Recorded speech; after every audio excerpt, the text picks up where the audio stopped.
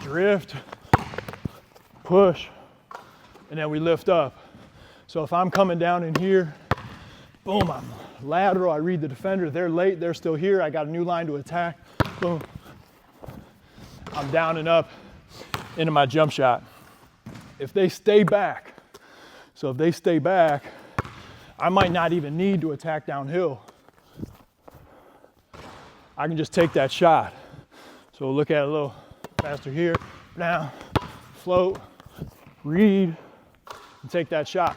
Sometimes you'll just like feather the ball screen and do that. Like if my defender's going underneath already, perfect time to be able to drop and pop. Next one is a cutback. So coach, come back out here real quick. If I drift and she beats me to the spot, a lot of times this is happening against a quicker defensive player. So if I float, she's ultra aggressive, she beats me to the spot. Now I've just created a driving angle that I didn't have before by cutting back off that lateral movement.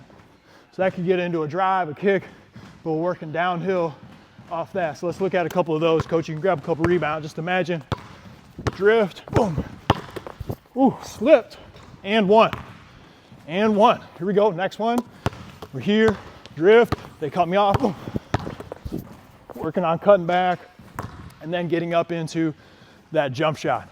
So those are 3 basic reads. Drift, attack. Drift, pull, drift, cut back. Now for a little more advanced player, something that you can try out is being able to drift, stunt, and then push through. Good defensive player, sliding their feet well. We can freeze them with that extra stunt. So I'm here, drift, jab, boom. And then I'm pushing through.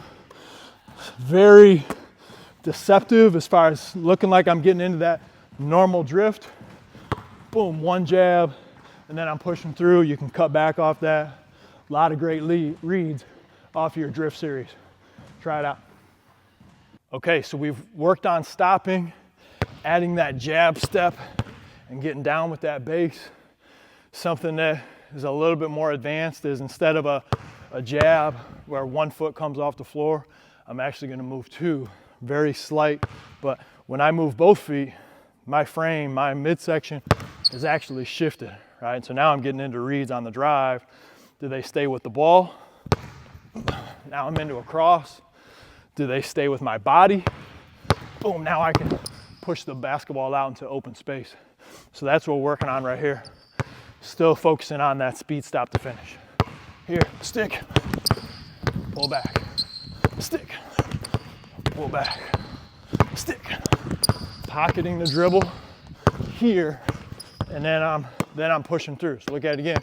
I'm pocketing here, reading the defense. Again, don't carry it, get your hand behind the ball, and then I'm pushing, sticky feet, pivot, create space coming back. Let's do 2 more. Stick, 1, 2, pull. Stick, 1, 2, and pull. That's our speed stop series, adding in a few different variations as far as moves. You want to be creative, you know, and if you're younger than me and you haven't been in the gyms for, you know, almost 2 hours we've been here, work on changing speed, going very intense, as hard as you can go, while still playing at different paces, and no question you can improve your game as a player. Get after it. Reviewing our hopscotch drill and then building on it, getting a little more advanced with it. If you remember from our first video, we went 2 to 2, and every time the ball hit the floor, our feet hit the floor. And we went with 1, 1, 2, 1, 2, 1, 2. Then we added between the legs, right? Here, 1, 2, 1, 2, 1, 2. Now, let's get a little more advanced.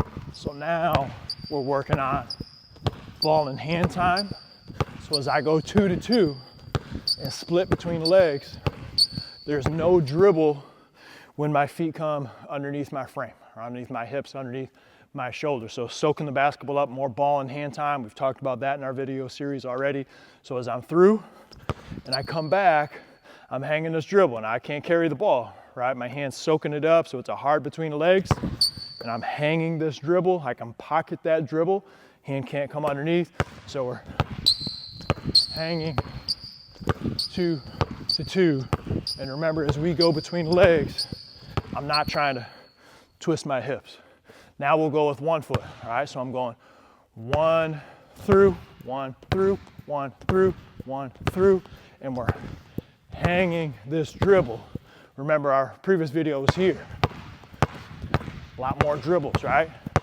Taking this dribble out as we get to our 1 foot.